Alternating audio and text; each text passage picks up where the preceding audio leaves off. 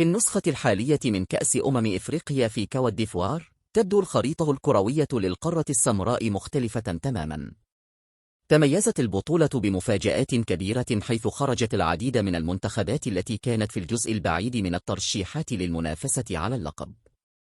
تشير أكبر دليل إلى هذا التحول إلى غياب الفرق التي وصلت إلى ربع النهائي في النسخة السابقة، مما يشير إلى تغيير جذري في مسار المنافسة على البطولة الإفريقية.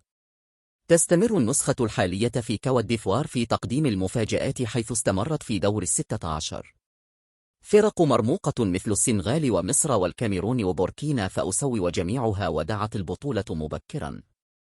حتى المنتخب المغربي الذي كان آخر أمل عربي ودع المنافسة على يد جنوب إفريقيا. وفي ربع النهائي يتواجد فقط منتخب كوت ديفوار من بين الفرق ذات المستوى الأول، وهو تحول كبير في مجريات البطولة.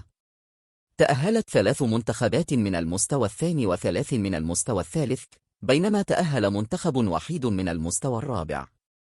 تتيح هذه التطورات فرصة مواتية لظهور بطل جديد في كأس الإفريقية. يظهر التوازن في المنافسة وتأثير الأداء المميز للمنتخبات الصاعدة، مما يجعل هذه النسخة من البطولة فريدة ومثيرة للغاية.